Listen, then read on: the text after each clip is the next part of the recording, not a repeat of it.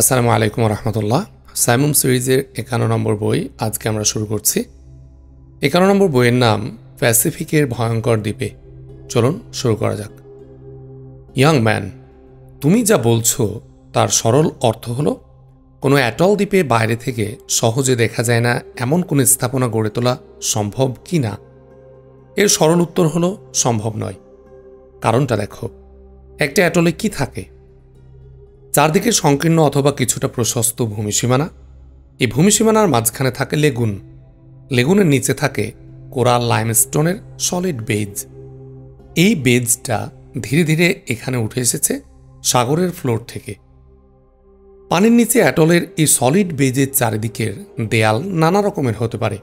মসৃণ হতে পারে, এবড়ো থেবড়ো হতে পারে, সোঁচালো অথবা ভোতা কোরালের ঝাড়েও পূর্ণ হতে পারে। এসব নিয়েই একটা অ্যাটল দ্বীপ। এর মধ্যে ইন্ডিভিজুয়াল স্থাপনা গড়ে ওঠার সুযোগ কোথায়?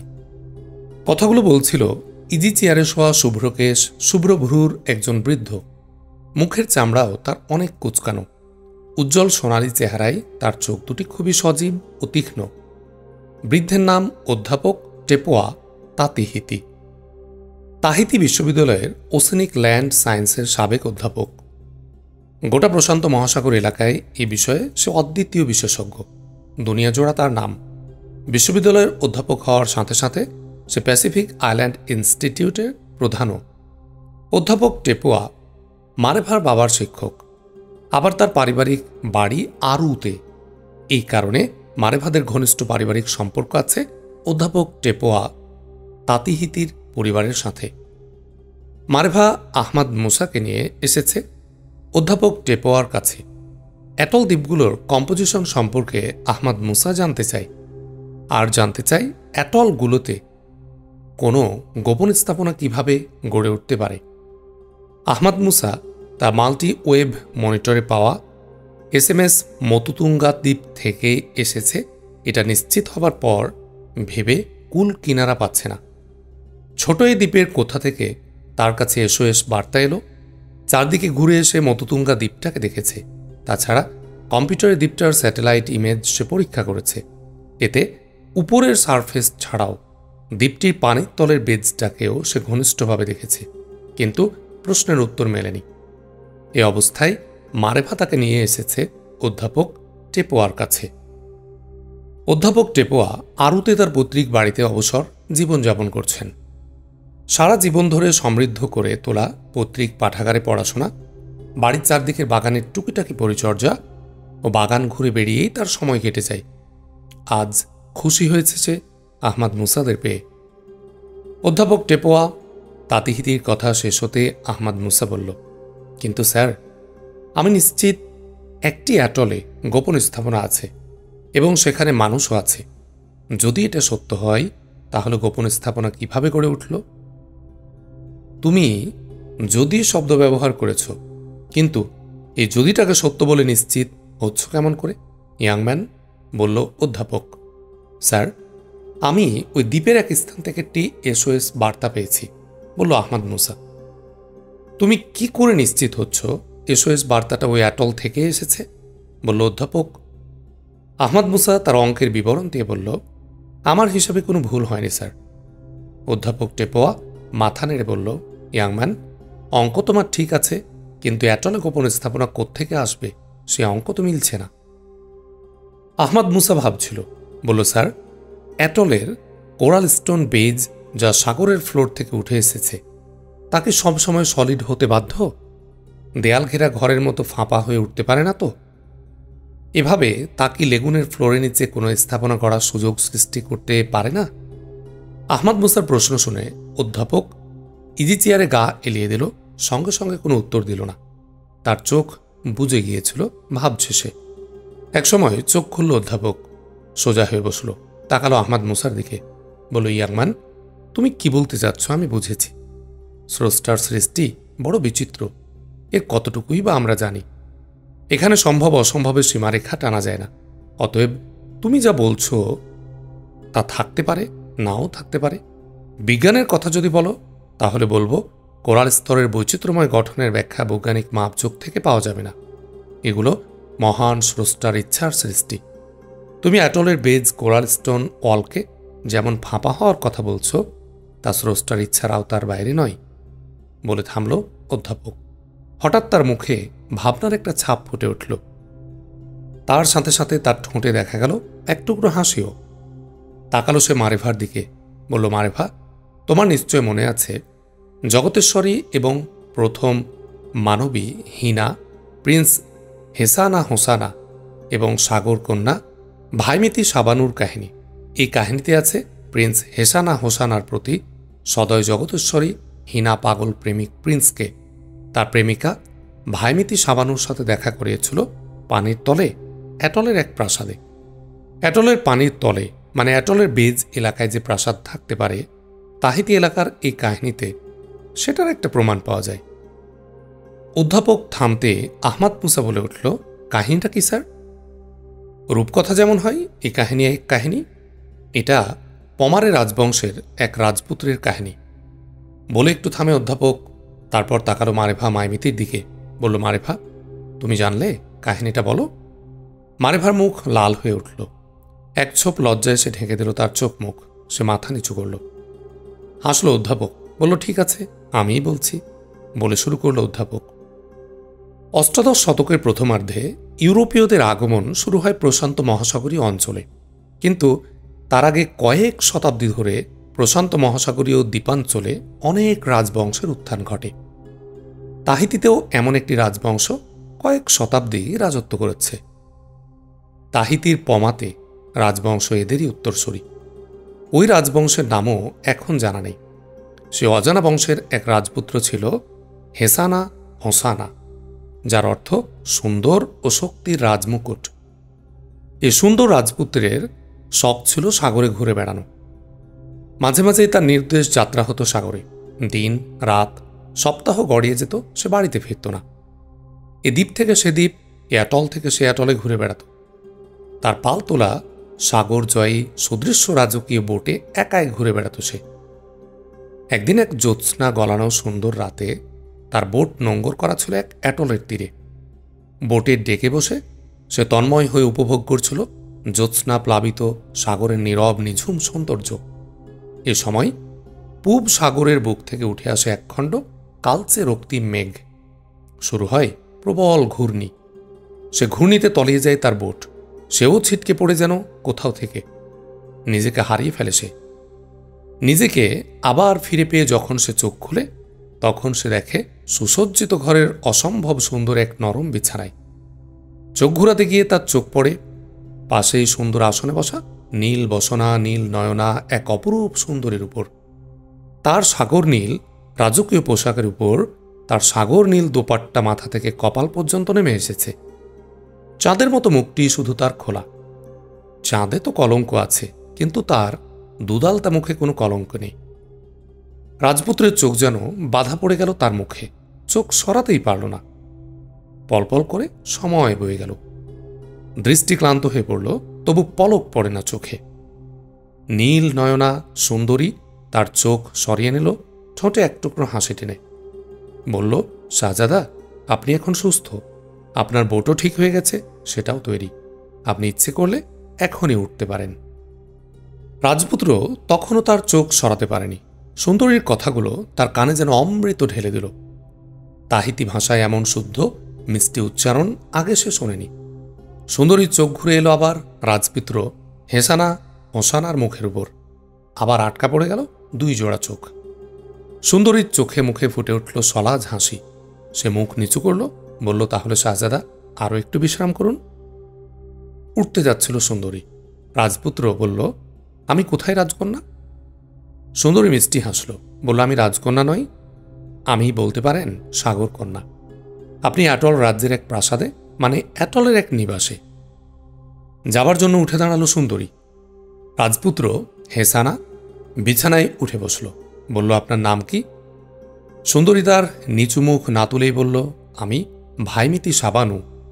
বলেই সুন্দরী সাবানু পা তুলল যাবার জন্যে।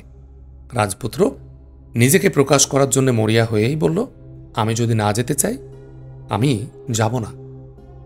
পেছনে না তাকিয়ে সাবানু সে মিষ্টি হেসে বলল, অতিথিশালা তো কারো বাড়ি হয় না, এখানে অতিথিরা আসেন চলে যাবার জন্যেই, আপনিও যাবেন। বলে চলে যায় শাবানু। চলেই আসতে হয় রাজপুত্র হেসানাকে। দ্বিতীয়বার এসে ভাইমিতি শাবানু যখন রাজপুত্রের চোখে চোখ রেখে বলল, আসুন শাহজাদা, তখন কি এক অমোঘ টানে রাজপুত্র উঠে দাঁড়াল। যেন এমন মিষ্টি ডাক উপেক্ষা করার সাধ্য তার নেই। রাজপুত্র হেসানা যাবার জন্য উঠে দাঁড়ালে ভাইমিতি শাবানু বলল, শাহজাদা, এবার আপনি দুই চোখ বন্ধ করবেন, আমি আপনাকে হাত ধরে নিয়ে যাব। রেশমের নরম গলার এই মিষ্টি আদেশও রাজপুত্র সঙ্গে সঙ্গেই পালন করল। চোখ বন্ধ করল সে। ধন্যবাদ বলে শাবানু তার হাত ধরে সামনে এগিয়ে নিয়ে চলল।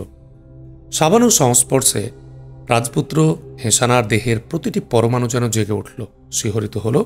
কারো স্পর্শ যে এত মিষ্টি, এত মধুর হতে পারে তা রাজপুত্রের কল্পনারও বাইরে। রাজপুত্র হেসানাকে কোথায় নিয়ে যাচ্ছে, কিভাবে নিয়ে যাচ্ছে, সেসব নিয়ে রাজপুত্রের কোনো মাথা ব্যথা নেই। অন্য কিছু ভেবেই স্পর্শের অনুভূতি সে বিচ্ছিন্ন হতে চাইছিল না। তবে সে ক্রমশ উপরে উঠছিল, সেটা তার পা বলে দিচ্ছিল। উপরে উঠা এক সময় শেষ হল। তারপর আরও একটু পথ চলা, আবার থমকে দাঁড়ানো। শাবানুর নরম মিষ্টি গলা শুনতে পেল রাজপুত্র। বলল, একটু দাঁড়াতে হবে শাহজাদা, 20-30 সেকেন্ড পরে একটা শব্দ হবে, তারপর আপনি চোখ খুলবেন। বলেই শাবানু রাজপুত্র হেসানার হাত ছেড়ে দিল। মেয়েটি হাত ছেড়ে দেবার সাথে সাথে রাজপুত্রের মনে হল তার দেহ জুড়ে জ্বলে থাকা উজ্জ্বল বাতিটা নিভে গেছে। সব শক্তি যেন শুষে নেয়ার মতো দেহটা তার দুর্বল হয়ে পড়ল। একটা শব্দ হলো, মিষ্টি একটা শিশের শব্দ। চোখ খুলল। দ্রুত চোখ বুলালো চারদিকে। মেয়েটি নেই, কেউ কোথাও নেই, চারিদিকে পানি আর পানি। সে এক অ্যাটলের সরু তীরে দাঁড়িয়ে আছে। তার এক পাশে সাগর, অন্য পাশে অ্যাটলের লেগুন। পাশে দক্ষিণে আরেকটা অ্যাটল আছে, সেটা প্রায় 50 গজ দূরে। তার বোটটি হালকা দোল খাচ্ছে সাগরের পানিতে। বোটটি আগের মতোই বাঁধা অ্যাটলের তীরে। কিন্তু মেয়েটি গেল কোথায়? মাত্র 20-30 সেকেন্ডের ব্যবধান। কোথায় গেল মেয়েটি? রাজপুত্রের মাথায় যেন আকাশ ভেঙে পড়ল। সব হারানো হৃদয় ভাঙা অনুভূতি নিয়ে সে বসে পড়ল অ্যাটলের তীরে। মিনিট যায়, ঘন্টা যায়, দিন যায়, রাজপুত্র সে অ্যাটলের তীর থেকে ওঠেনি। তার মুখে একটাই কথা বারবার, কোথায় গেল আমার শাবানু? কয়েকদিন পর রাজার একটি সন্ধানী দল গিয়ে তাকে অ্যাটলের তীর থেকে মুমূর্ষ অবস্থায় তুলে আনে। তাকে নিয়ে আসে রাজধানী আরুতে। সে সুস্থ হয়, কিন্তু ভাইমিতি শাবানুর নাম তার মুখ থেকে যায় না। ডাক্তার, কবিরাজ, ভূতপ্রেতের তান্ত্রিকরা তাকে দেখে, কিন্তু কিছুতেই কিছু হয় না। তাকে বুঝানো হয় অদৃশ্য জগতের সাগরকন্যা শাবানু হতে পারে তার নাম। সে অদৃশ্য জগতের বাসিন্দা, অদৃশ্য হয়ে গেছে। তাকে রাজপুত্রের মতো মানুষ পাবে কি করে? কিন্তু কোনো বুঝি সে নেয় না। তার সাগরে ঘোরাঘুরি আগের চেয়ে অনেক বেড়ে যায়। রাত বিরাত, বৃষ্টি খরা, কোনো কিছুরই আর তোয়াক্কা নেই। তার বোট ঘুরে বেড়ায় সাগরের এই প্রান্ত থেকে ও প্রান্ত, সবখানে। চারদিকে নিঝুম নীরবতার মাঝে ধ্বনিত একটিমাত্র নাম উচ্চারিত হয়, ভাইমিতি শাবানু, আমার ভাইমিতি শাবানু। জগতেশ্বরী হীনা অবশেষে সদয় হন পাগল প্রেমিক রাজপুত্রের প্রতি। আগের মতোই জ্যোৎস্না গলা এক চাঁদনি রাতে রাজপুত্র হেসানা বোট নোঙ্গর করা ছিল সেই অ্যাটলের তীরে। জগতেশ্বরী হীনা নেমে আসে সে অ্যাটলের তীরে। ঘুমন্ত রাজপুত্রকে তুলে নিয়ে নেমে যায় অ্যাটলের তীর থেকে। অ্যাটল তীরের মাটি ফুঁড়ে ঢুকে যায় ভেতরে, চলে যায় অ্যাটলের সেই রাজপ্রাসাদে। তাকে শুয়ে দেয় দুগ্ধ ফেনায়িত মনোহর নরম বিছানায়। ঘুম থেকে জেগে উঠলে যেখানে আবার দেখা হয় শাবানুর সাথে, মিলন হয় দুই হৃদয়ের। রাজপুত্র তাকে জড়িয়ে ধরে বলে, সবাই বলে তুমি অদৃশ্যের রাজকন্যা, হারিয়ে যাবে না তো আবার?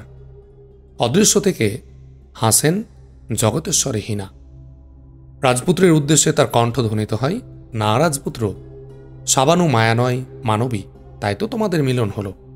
আমি আনন্দিত, নিমজ্জিত, ধ্বংসপ্রাপ্ত মহাদেশ মু এর এক মহাগুণী মহাজ্ঞানী বংশধরের সাথে নতুন প্যাসিফিক কন্টিনেন্টের এই প্রথম মিলন।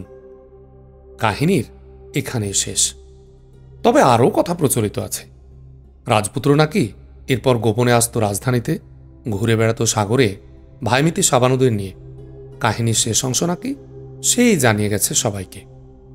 থামল অধ্যাপক দীর্ঘ কাহিনী বলা শেষ করার পর। অত্যন্ত মনোযোগের সাথে আহমদ মুসা অধ্যাপক তাঁতিহিতির কথা শুনছিল। রূপকথা হিসেবেই সে শুনছিল, কিন্তু শুনতে গিয়ে মাঝে মাঝেই তার চোখে মুখে যে বিস্ময়ের সৃষ্টি হচ্ছিল তা অবশ্যই রূপকথা শুনে হয়নি।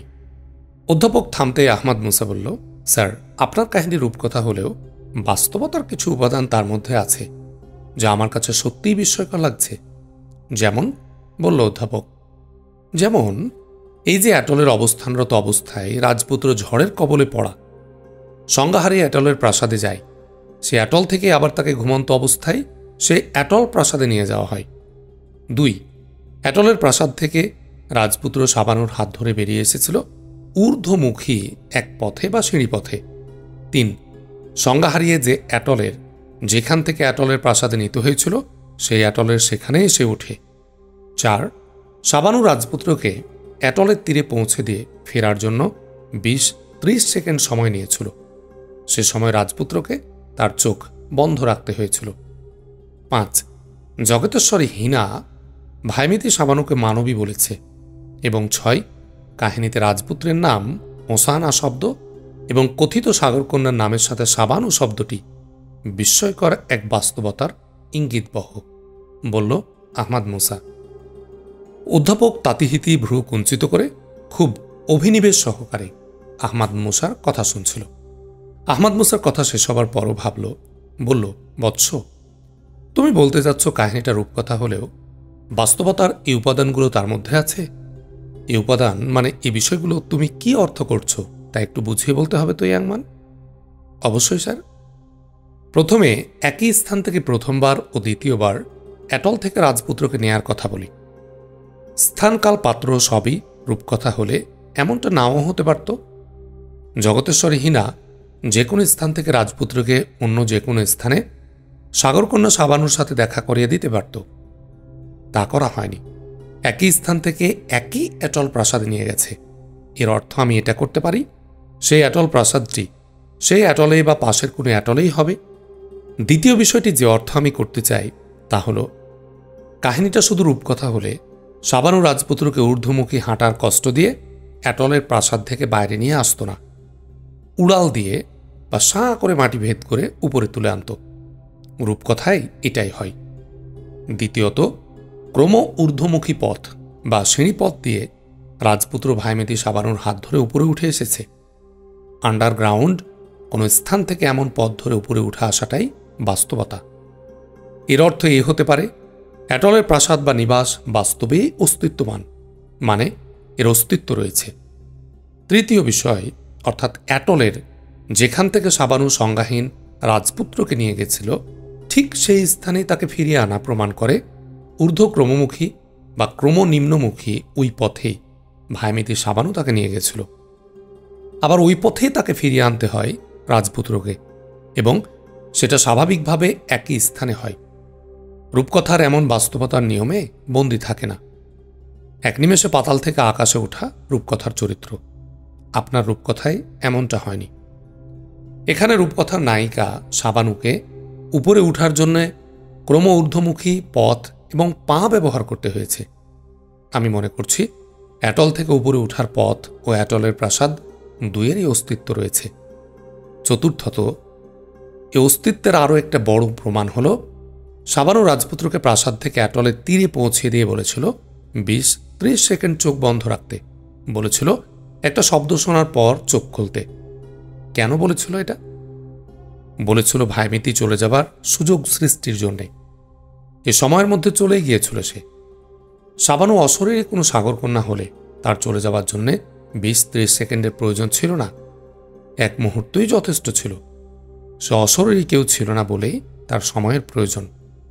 অশরীরী কেউ না হলে সে মানবীই হবে বলে আমি মনে করি। দ্বিতীয়ত, ভাইমিতি সাবানু তার চলে যাবার জন্যে 20-30 সেকেন্ড সময় নেবার অর্থ এই যে পথ দিয়ে অ্যাটল এসে ঢুকে যাবে সে পথ সেখানে 20-30 সেকেন্ডের পথ। আরও স্পষ্ট কথা, ভাইমিতি সাবানু ও রাজপুত্র যেখানে দাঁড়িয়েছিল সেখান থেকে 20-30 সেকেন্ড দূরত্বে অ্যাটলের প্রাসাদে নামার পথ। পঞ্চম বিষয় হল, জগতেশ্বরী কাহিনীর নায়িকা সাবানুকে মানবী বলা। আমি বলতে চাচ্ছি, জগতেশ্বরের এই সাক্ষ্য থেকেও প্রমাণিত হয় ভাইমিতি সাবানু মানবী। ষষ্ঠ বিষয়, ভাইমিতির নামের সাবানু শব্দ ও রাজপুত্রের নামের হোসানা শব্দ, এ শব্দ দুটি তাহিতিয়ান নয়, পলিনেশিয়ানও নয়। শব্দ দুটির হোসানা আরবি শব্দ আর সাবানু আরবি ফার্সি মেশানো শব্দ। দুটি মুসলিম নামের খণ্ডিত রূপ। হোসানা আসলে হাসান এবং সাবানু হল শাহ বানু। আপনার কাহিনীর এই ভাষাগত ও নামগত উপাদান থেকে মনে করছি কাহিনীকে শুধু এক নতুন বাস্তবতা নয়, নতুন এক ইতিহাসের দিকেও ঠেলে দিচ্ছে। সেই ইতিহাস নিশ্চয় তাহিতির ইতিহাস, পলিনেশিয়ার ইতিহাস, প্রশান্ত মহাসাগরীয় দ্বীপাঞ্চলেরও ইতিহাস। থামল আহমাদ মুসা। বিস্ময় প্রায় ছানাবড়া অধ্যাপক তাতিহিতির দুচোখ, বিহবল চেহারা মারেভা মায়ামিতির, তার অবাক দৃষ্টি আহমাদ মুসার মুখের উপর নিবদ্ধ। ইতোমধ্যে মাহিন এসে পড়েছিল। সেও শুনেছে আহমাদ মুসার কথা। তার চোখ মুখ বিস্ময়ে ভরা। অধ্যাপক তাতিহিতি তার ইজি চেয়ারে সোজা হয়ে বসল। বলল আহমাদ মুসাকে উদ্দেশ্য করে, অদ্ভুত অদ্ভুত, তুমি কি নতুন কোনো শার্লক হোমস, না কুশাগ্র বুদ্ধির ব্যারিস্টার? তুমি কাহিনী যে অদ্ভুত বিশ্লেষণ করেছ তা আমার কাছে অবিশ্বাস্য। এসব বিষয় কোনো সময় আমাদের ভাবনাতেও আসেনি। কিন্তু বৎস, তুমি রূপকথা থেকে যে বাস্তবতা বের করেছ তা যে রূপকথার চেয়েও বিস্ময়কর। রূপকথাও বিশ্বাস করা যায়, কিন্তু তোমার বাস্তবতাকে আমরা কিভাবে বিশ্বাস করব? কি করে বিশ্বাস করব? অ্যাটলের তলায় রাজপ্রাসাদ আছে, সেখানে ঢোকার বের হওয়ার রাস্তা আছে। বিশ্বাস করব কি করে? ভাইমিতি সাবানু মানবী? স্যার, বিশ্বাস করা না করা ভিন্ন জিনিস, কিন্তু আমি বলছি আপনাদের কাহিনীটা যদি সত্যি হয় তাহলে আমার কথাও সত্যি। স্যার, সাগরের ভূমি গঠন দ্বীপমালা সম্পর্কে বিশেষজ্ঞ, আপনি কি এর সবটা জানেন? অজানার তুলনায় আমাদের জানা জগৎটা তো খুবই নগণ্য। আমরা জানি না বলেই অজানাটা মিথ্যে হয়ে যাবে কি? বলল আহমাদ মুসা। অধ্যাপক তাতিহিতির মুখে হাসি ফুটে উঠল। তারপর ধীরে ধীরে সে হাসি মিলিয়ে গিয়ে নেমে এলো গাম্ভীর্য। বলল ধীরে ধীরে, তুমি কে জানি না, কিন্তু তোমার কথা আর 10 জনের মতো নয়। চিন্তার ধারাও একদম ভিন্ন। তুমি যে যুক্তি তুলে ধরেছ তা সত্যিই অকাট্য। বিশ্বাস করা না গেলেও এ নিয়ে অবশ্যই ভাবতে হবে। তুমি ঠিকই বলেছ, আমরা সৃষ্টি সম্পর্কে খুব অল্পই জানি। আমাদের অজানাই তো সব। চিন্তাভাবনা, জ্ঞান, গবেষণার মাধ্যমে অনেক অজানা বিষয় জানার পরিমণ্ডলে আসছে। তোমার চিন্তার নিয়েও ভাবতে হবে। বলো, তুমি নিজে এ নিয়ে কি ভাবছ? স্যার, আমি যা বলেছি সেটাই সত্য তা বলছি না, কিন্তু কাহিনী যে ঘটনা পরম্পরা তাতে আমার মনে হচ্ছে কোনো কোনো অ্যাটলে সে প্রাসাদ যাকে ভাইমিতি সাবানু নিবাস বলেছে তাতে প্রবেশ ও বের হবার পথও আছে। সে অ্যাটলের 40-50 গজ দূরে আরেকটা অ্যাটলও আছে, বলল আহমাদ মুসা। কোন অ্যাটলে তুমি এ ধরনের কোনো স্থাপনা খুঁজছ? সে চিন্তা থেকে কাহিনীর প্রাসাদের মধ্যে তুমি তোমার বাঞ্ছিত স্থাপনা দেখতে চাচ্ছ। কথা আমি বলতে পারতাম, কিন্তু বলতে পারছি না। এ কারণে যুক্তি দিয়েই তুমি তোমার কথা প্রমাণ করছো। এখন আমি মনে করি অনুসন্ধান করে দেখা দরকার সে ধরনের অ্যাটল কোনটা হতে পারে। সে অ্যাটল যদি পাওয়া যায় তাহলে পরের কাজগুলো সহজ হয়ে যাবে। আর এ ধরনের কিছু যদি পাওয়া যায় তাহলে কাহিনীটা ভিন্ন রূপ নিয়ে আমাদের কাছে আসবে। তুমি যা বলেছ তাহিতি নয়, শুধু পলিনেশিয়া এবং প্রশান্ত মহাসাগরের দ্বীপাঞ্চলের ইতিহাস পাল্টে যেতে পারে। আচ্ছা বৎস, তুমি যে দুটো শব্দের কথা বললে সেটা কিন্তু ঠিক। এ দুটো পলিনেশীয় কোনো শব্দ নয়, কিন্তু তুমি জানলে কি করে এ দুটো আরবি ও ফার্সি শব্দ? বলল অধ্যাপক তাতিহিতি। আমি আরবি ফার্সি এ ভাষার নামের সাথে পরিচিত স্যার, আহমাদ মুসা বলল। কিন্তু কাহিনীর চরিত্রে আরবি ফার্সি ভাষার নাম এলো কি করে? তাহলে পলিনেশীয় মানে প্রশান্ত মহাসাগরীয় দ্বীপাঞ্চলের ইতিহাসের সাথে মুসলমানদের কোনো সম্পর্ক আছে? এখানকার অতীত জনজীবনের সাথে মুসলমানরা কোনোভাবেও কি জড়িত? তুমি যেটা বলেছ এটা সত্যি নতুন ইতিহাসের ইঙ্গিত। বলে একটু থামল বৃদ্ধ অধ্যাপক তাতিহিতি। ইজি চেয়ারে আবার তার দুর্বল দেহটা এলিয়ে দিল। তাকালো আহমাদ মুসার দিকে। বলল, এ জিজ্ঞাসার জবাবের জন্য অনুসন্ধান দরকার। চলমান ইতিহাসে এর কোনো জবাব মিলবে না। পলিনেশিয়া ছাড়িয়ে আছে মিথ আকারে অসংখ্য পুটাটুপুনা। বা অ্যানসেস্ট্রাল স্টোরিজ, সেসবের মধ্যে খুঁজতে হবে ইতিহাসকে। প্রিয় ইয়াংম্যান, তোমার মধ্যে যে অদ্ভুত বিশ্লেষণ শক্তি দেখছি, তাতে তুমি পারবে ইতিহাসের সন্ধান করতে। আমি আশীর্বাদ করছি বৎস। থামল অধ্যাপক টেপোয়া তাতিহিতি। কথা শেষ হবার সাথে সাথে তার চোখ দুটি বুঝে গেল, চোখে মুখে তার ক্লান্তি। সরি স্যার, আপনাকে কষ্ট দিচ্ছি। আমি বলতে চাচ্ছি স্যার, অ্যানসেস্ট্রাল স্টোরি বা পূর্বপুরুষ কাহিনীর মধ্যে ইতিহাস সন্ধান করা যত সহজ, পূর্বপুরুষের কাহিনী সন্ধান করা ততটা সহজ নয়। আহমদ মুসা বলল। চোখ খুলল অধ্যাপক, বলল, ঠিক বলেছ তুমি। তবে একজন লোক আছে, তাকে মারেফা মাহিন দুজনেই চেনে। তার নাম মাহকোহ মিনালি মিনার। তিনি প্রাচীন পমেরি রাজবংশের বেঁচে থাকা একমাত্র প্রধানতম মানুষ। ইউরোপীয়রা আসার আগে এই রাজবংশ বিভিন্নভাবে শত শত বছর রাজত্ব করেছে তাহিতি সহ প্রশান্ত মহাসাগরীয় দ্বীপাঞ্চলে। তিনি এই আরুতেই সেই প্রাচীন রাজবংশের ধ্বংসপ্রাপ্ত রাজপ্রাসাদের এক কোণে অতীতের সাক্ষী হয়ে অবস্থান করছেন। পুটাটুপুনা অর্থাৎ অ্যানসেস্ট্রাল স্টোরিজের বা পূর্বপুরুষ কাহিনীর বিশাল ভাণ্ডার আছে তার কাছে। তিনিই তোমাকে সাহায্য করতে পারেন। ধন্যবাদ স্যার, বলল আহমদ মুসা। ওয়েলকাম বৎস, অধ্যাপক বলল। চোখ দুটি তার বুঝে গেল আবার। আমরা তাহলে উঠতে পারি স্যার, আপনি বিশ্রাম নিন, বলল মারেফা মাইমিতি। এসো বোন, কিন্তু তোমার মাহকোর কাছে যেও।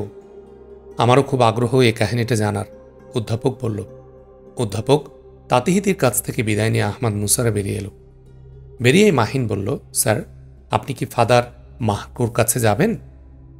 ফাদার কেন, উনি কি খ্রিস্টান? আহমদ মুসা বলল, না স্যার, উনি খ্রিস্টান নন। আমরা প্রধান শিক্ষক ও ধর্মনেতাদের ফাদারও বলি। খ্রিস্টানরা তাদের ধর্মনেতাদের ফাদার বলে। তার অনুসরণেই আমরা এটা বলি আত্মরক্ষার কৌশল হিসাবে, কারণ খ্রিস্ট ধর্ম ছাড়া এখানে অন্য সব ধর্ম, বিশ্বাস, গির্জা ছাড়া অন্য সব উপাসনালয় নিষিদ্ধ করা হয়েছিল। সুতরাং খ্রিস্ট ধর্মের নাম পরিচয়ের আড়ালে অনেক তাহিতিয়ান নিজেদের ধর্ম পালন করে থাকে। আরুতেও তাই হয়, বলল মারেভা। উনি কি তবে ধর্মনেতা? জিজ্ঞাসা আহমদ মুসার। ধর্মনেতা, কিন্তু প্রচলিত কোনো ঈশ্বরের উনি পূজা করেন না। উনি ধ্যান করেন ভূমি মাথা নোয়ান কোনো এক অদৃশ্য ঈশ্বরের উদ্দেশ্যে, বলল মাহিন। তিনি কি করতেন, কি করেন? আহমদ মুসা বলল, তিনি নিজেকে রাজকীয় শিক্ষা একাডেমি, লাইব্রেরি, উপাসনালয়ের পরিচালক মনে করেন। এসবের ধ্বংসাবশেষের একটা বাড়িতে তিনি থাকেন, তিনি কোথাও যান না, বলল মারেভা। তিনি যেখানে থাকেন সেটা আরুর কোথায়? জিজ্ঞাসা আহমদ মুসার। স্যার, আমি এসেছি আরুর সাগর তীরবর্তী পুনর্নির্মিত অংশে। এ অংশের দক্ষিণে একটা বিশাল বিরান অঞ্চল পাওয়া যাবে। দক্ষিণ থেকে উত্তরের সাগর পর্যন্ত বিলম্বিত 3টি দীর্ঘ উপত্যকা এবং 3টি বিলম্বিত পাহাড় নিয়ে এই অঞ্চল গঠিত। এটাই প্রাচীন রাজধানী আরুর মূল অংশ। এই এলাকার শীর্ষস্থানে ছিল প্রাসাদ। এই প্রাসাদেরই একাংশে ছিল শিক্ষা একাডেমি, লাইব্রেরি এবং উপাসনালয়ের স্থান। সেখানে ফাদার মাহকোহ এখনও বাস করেন, বলল মারেভা। আর কেউ থাকে না ওখানে? প্রশ্ন আহমদ মুসার। আরও 2-4টা বসতি আছে। এদের কেউ রাজপরিবারের অধস্তন, কেউ রাজপরিবারের সাথে সংশ্লিষ্ট। এছাড়া আশেপাশে কিছু পরিবার আছে যারা পশুপালন করে জীবন নির্বাহ করে, বলল মাহিন। চলো মাহিন, মারেভা, ফাদার মাহকোর সাথে দেখা করে আমরা ফিরব। আমাদের সামনে অগ্রসর হওয়ার জন্য অ্যাটলের প্রাসাদ রহস্য এবং সাবানুর কাহিনী সম্পর্কে আরও জানা প্রয়োজন। আহমদ মুসা বলল, ভালোই হলো। আজ আমার ও মারেভার মা এসেছেন আরুতে মাহকোর মন্দিরে উপাসনার জন্যে। তাদের সাথেও দেখা হবে। আমরা একসাথে ফিরতে পারব, বলল মাহিন। তারা প্রার্থনা করতে এখানে আসেন? আহমদ মুসা বলল, প্রতি মাসের প্রথম শুক্রবারে তারা আসেন। আজ মাসের প্রথম শুক্রবার, বলল মাহিন। ফাদার মাহকোর মন্দিরে শুক্রবারে প্রার্থনা হয়? জিজ্ঞাসা আহমদ মুসার। জি স্যার, সপ্তাহের শুক্রবারে এখানে প্রার্থনা হয়, বলল মাহিন। শুক্রবারে কেন? আহমদ মুসা বলল, জানি না স্যার, এটাই ঐতিহ্য, বলল সে। কি প্রার্থনা হয় সেখানে? আহমদ মুসার জিজ্ঞাসা। হাঁটু গেড়ে বসে ধ্যান ও প্রার্থনা, মারেভা বলল। সবাই উঠে বসেছে গাড়িতে। চলতে শুরু করল গাড়ি। ড্রাইভার টেপাওয়ের পাশে সিটে মারেভা, পেছনে আহমদ মুসা ও মাহিন। পেছনে সিটে মারেফার পাশে আহমাদ মুসা যেমন বসে না, তেমনি মাহিনের বসাও সে অ্যালাউ করে না। পাহাড়ি পথে আস্তে আস্তে চলছে গাড়ি।